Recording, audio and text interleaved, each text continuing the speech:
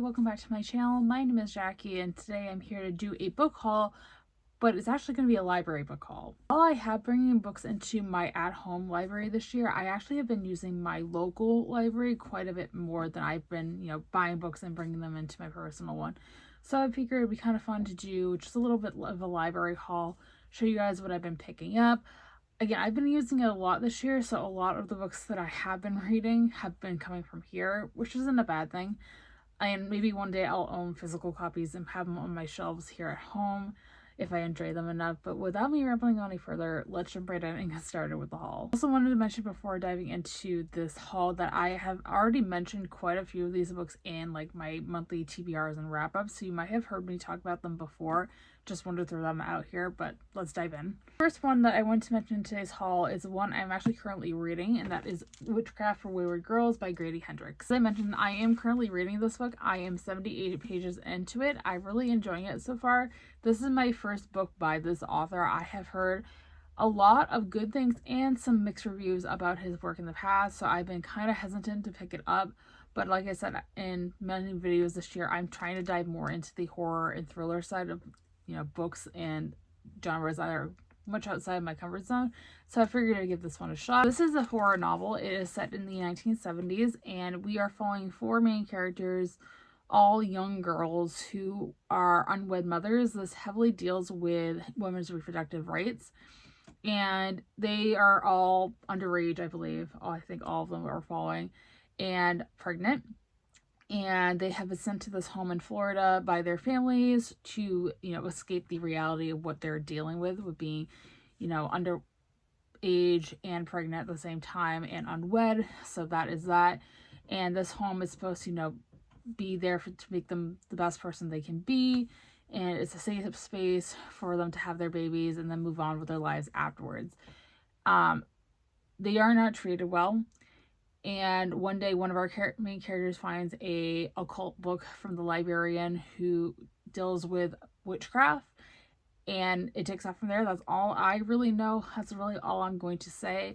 I, again, am 78 pages into this. I'm really enjoying it so far. Again, horror is still a newer genre to me, but I am liking it so far, and I can't wait to read further. So we have You Are Fatally Invited by Ande Pelago. This is a thriller, and we are following a bunch of writers that are sent on a writing retreat on a private island off the coast of Maine.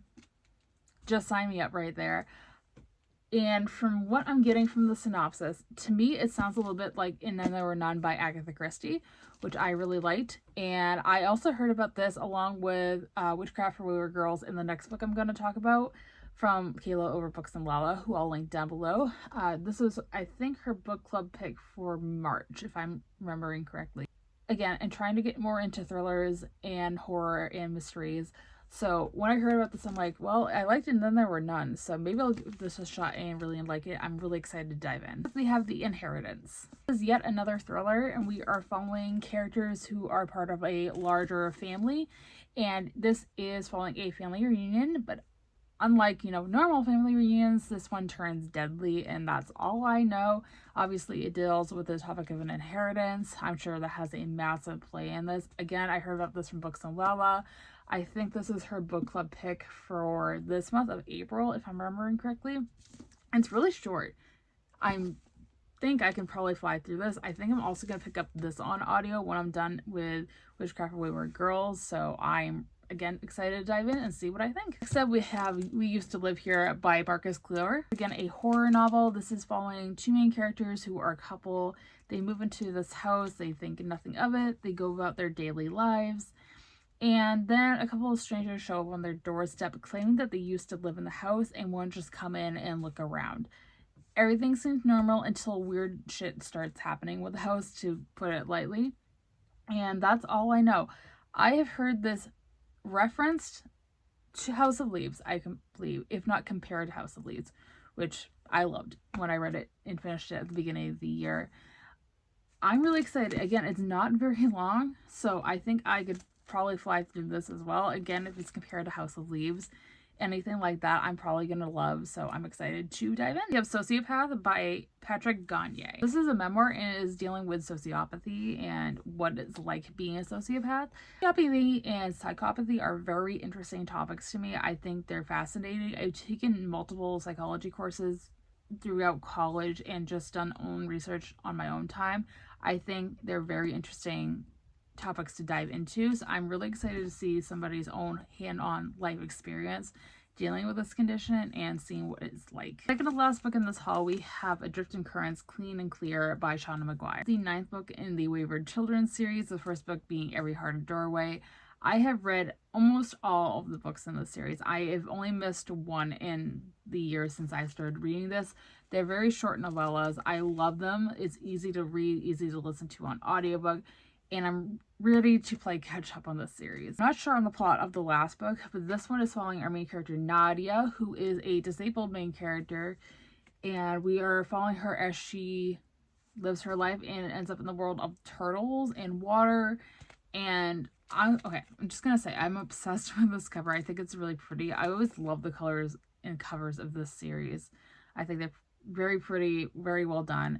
And again, these are very short, and they're all interconnected, which I think also makes them really intriguing. So you also see characters from the first few books pop up in this one, I'm sure, or we're introduced to a whole new set of characters. I'm very excited to dive into this once I do read the previous book in the series. The last book in this library haul is a fantasy book, and that is The Road of Bones by Demi Winters. This is a beautiful, nice, chunky fantasy that is following a woman who is escaping an assassin, and throughout her hideout, she needs to team up with a team of mercenaries to, you know, escape with her life and her heart intact. That's all I know. That's all I'm getting from the inside flap right here. I don't want to go in knowing anything more.